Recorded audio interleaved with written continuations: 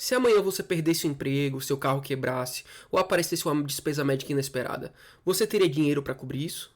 Muita gente acaba se enrolando porque não tem uma reserva de emergência. Hoje eu vou te mostrar como montar a sua em 5 passos simples, sem complicação e sem enrolação. Antes da gente seguir, investidores, caso você ainda não seja inscrito, se inscreva, deixe seu like e comente aqui embaixo. Você já tem sua reserva de emergência, ela está aderente à sua realidade e assim vamos direto para o vídeo. Como o próprio nome já diz, a reserva de emergência serve para emergência. Via de regra, a gente não vai buscar uma rentabilidade acima da média do mercado, a gente não vai buscar um perfil um pouco mais arrojado. É o feijão com arroz bem feito, é a segurança, é a previsibilidade e a liquidez.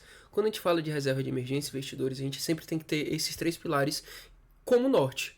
Primeiro, segurança, seguido por liquidez e em terceiro, rentabilidade. Nessa ordem, não tem muito segredo. Segurança, porque não adianta você ter liquidez e rentabilidade se seu dinheiro está correndo risco. Perfeito? Então deixa de ser uma reserva de emergência. Liquidez, por quê? A gente não consegue prever quando é que a gente vai ter situações de emergência, mas o dinheiro tem que estar disponível para isso. Esses são os 2 principais pilares quando a gente estiver falando de reserva de emergência. E em terceiro, após todos esses 2, a gente vai olhar para a rentabilidade. Não adianta você ter segurança e liquidez e você também estiver tendo uma rentabilidade abaixo do CDI ou até mesmo abaixo da inflação. Na verdade, você vai estar perdendo o seu dinheiro ao longo do tempo. Outro ponto muito importante, sua reserva ela tem que cobrir de 6 a 12 meses dos seus gastos fixos mensais. Por exemplo, se seu gasto fixo hoje é 3 mil por mês entre aluguel, alimentação e tudo, sua reserva deve ficar entre 18 a 36 mil. Eu já vi investidor ter mais de 12 meses como reserva de emergência. Por que acaba não fazendo muito sentido? Porque você também está deixando de aproveitar um cenário também de rentabilidade um pouco maior do que você consegue, deixando seu dinheiro em uma reserva de emergência. Perfeito? Menos que 6 também é muito arriscado. Escolha o lugar certo. Não é para você olhar para ações, fundo imobiliário ou outros tipos de aplicações. São 3. Ou Tesouro Selic, ou fundo de liquidez, ou CDB de bancão. Não é hora de correr risco. Aqui o foco é ter acesso rápido ao dinheiro. Tesouro Selic.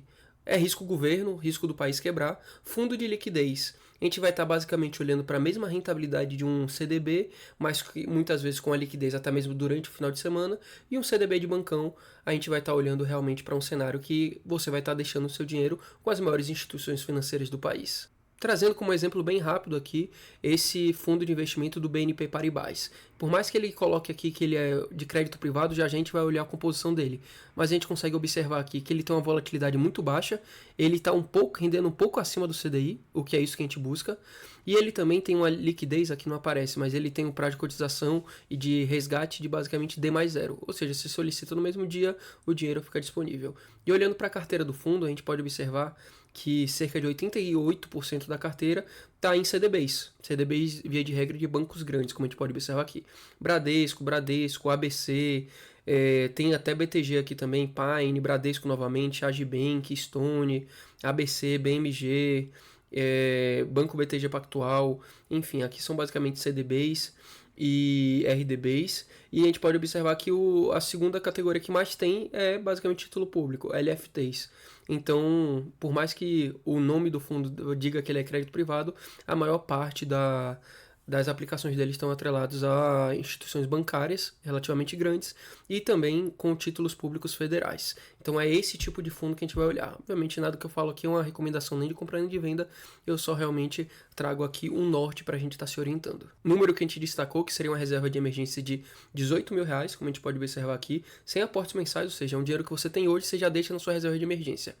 Vamos torcer que você passe 3 anos sem precisar tocar. Afinal, a emergência é só para realmente quando você não consegue fazer com que seu plano cubra, ou que você não tenha dinheiro líquido ali no mesmo momento. Mas trabalhando com o cenário dos últimos 3 anos, com a taxa de juros por volta de 12%. Por um período de 3 anos, vocês podem ver que nesse cenário de 18 mil reais, ao longo de 3 anos, no final você teria pouco mais de 25 mil.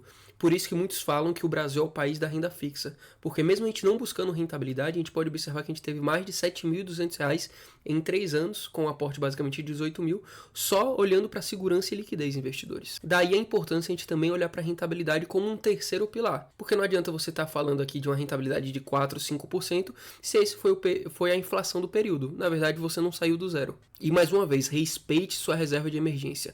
Só use em casos de emergência. Questão de saúde, desemprego, emprego. Não é, eu quero trocar de carro, vou usar minha reserva de emergência. Não é esse o intuito da reserva de emergência. Você pode ter uma reserva de liquidez, de oportunidade para esses outros cenários. Mas a reserva de emergência é reserva de emergência. A reserva de emergência é a base da sua vida financeira.